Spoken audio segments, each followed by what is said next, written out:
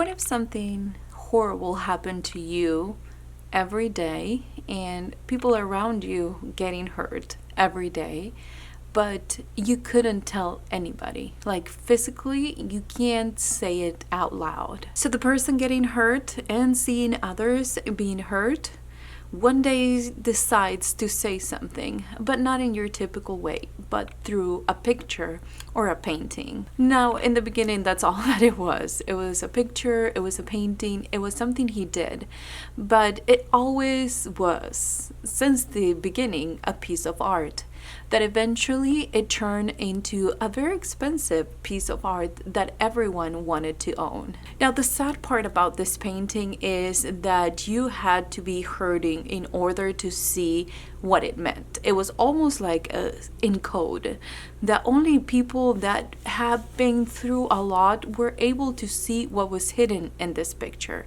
And it was hiding in plain sight. The picture was a picture of a pier and some friends that were there, but it almost seemed like nobody could see the friends. They could only see the sea, the pier, and the bigger picture, until eventually somebody that is hurting as much as the artist was hurting sees this picture, sees this painting, and immediately notice those kids in the painting. And not only that, but the amount of pain and the amount of emotion that was embedded into this painting. Now, I've been trying to think about the way I was going to review My Friends by Fredrik Backman for quite some time.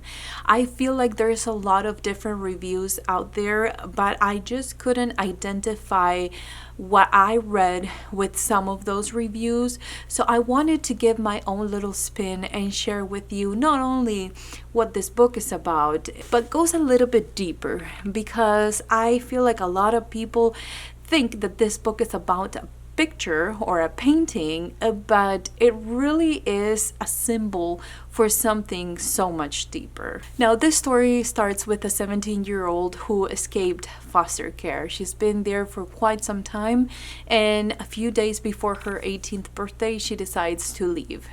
Now, her life was really hard from the beginning, and you'll see as you read the story and I'm gonna read some little parts of this book that are really, or at least were important enough for me to highlight, so I hope that adds something to this review. But it kind of starts with her going to this art exhibition at a church.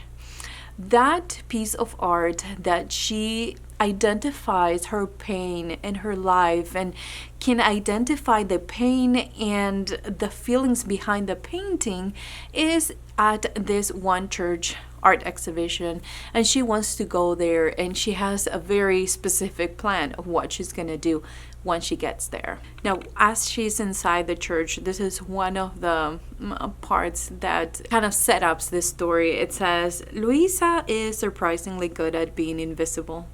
The secret to that is knowing that you don't mean anything to anyone, that you are worthless. Now, the woman, this is the woman that is right beside her, feels very important and is therefore very visible. There's also some really funny parts, like this one. It says, it turns out, to his horror, that Louisa isn't at all afraid of index fingers because she isn't an elevator button. And then to end this part, if I'd wanted to destroy the painting, this entire building would be ashes by now. I'm insanely good at destroying things, lady. Everyone I love dies. Now, once she gets out of this building, she is running away from the situation, and she encounters this one person who, really interestingly enough, they click immediately. They both have that same kind of pain in their hearts, and they are able to just start a conversation and almost like an instant friendship.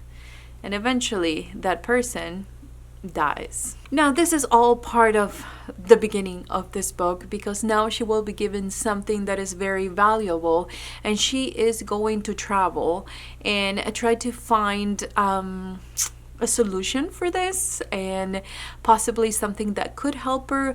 But she's really going into this journey of healing, in my opinion, and it's just wonderful to not only laugh about this, things that a 17-year-old would say, but also kind of making fun of her own pain and her own life experiences. There's this part over here that I wanted to share with you. It says, adults always think they can protect children by stopping them from going to dangerous places. But every teenager knows that's pointless, because the most dangerous place on earth is inside us. Fragile hearts, breaking places, and dark alleys alike. So it's a very emotional story about abandonment and feeling alone and feeling like everyone that you love will go away from your life one way or another. And when a person gets used to grief, losing people in their lives, whether it's because they die or because they don't want to be near them. And I think that the key point, or what I want you to know, is that the story itself, it's important. It is interesting, and you want to keep reading, and you will laugh and you will cry and you'll reflect, and there's a lot of emotions that is going to take you through with this book, with this story in particular. But I want you to know that the characters, the dialogues, the pearls of wisdom, the funny parts of being around a teenager when you're older and you realize how carefree they are and how they don't care about this or they don't care about that, but they don't tell you specifically, but the way that they do things or they express themselves, it's kind of refreshing to see that sometimes as adults we try to protect ourselves from being in pain, from being hurt from other people or from situations or for whatever the case may be, and how teenagers, they don't have that life experience, and so they're open to more things as they get older. However, some of these characters have been in so much pain for so long in their lives that it's really interesting and will keep you reading these pages, just turning the pages, because you want to know, you want to spend time with these characters, and you would think that because of everything that they've been through, they're not the fun people you want to be around. But Fredrik Backman, as always, makes this book so entertaining and this character so interesting that even though this is a really long book, I felt like you can read it just like this. I'm going to read this part that says, in one scene, she sang a lullaby to a child, and Louisa suddenly recognized it. It had never been her mother's voice she remembered. It was this. Her mother had left the 5-year-old alone with the television for so many hours that in the end, Louisa didn't know which voice was which, her mom's or the ones in the old films. Now, if you're a plot-driven person and if you need stuff to happen continuously, I still think you would enjoy this book. I think it really will engage you in the story and you don't want to leave this world. Of course, it's not going to be for everyone, but I think that if you were on the fence about reading this book, I'd say to me it was a 5-star. He always goes above and beyond book after book, and there's always a different message in each one of those books. It's not like the author is only focusing on certain things that are important to him in his life. It's really about all things in life and how they affect us, and how even in the worst of circumstances, we can still find a way to express ourselves and kind of connect with other people that are going through the same things or that are going through a hard time. And how, interesting to see is that not everyone will see it with the same eyes. It kind of depends in what stage or what part of life you are or the kind of life that you live.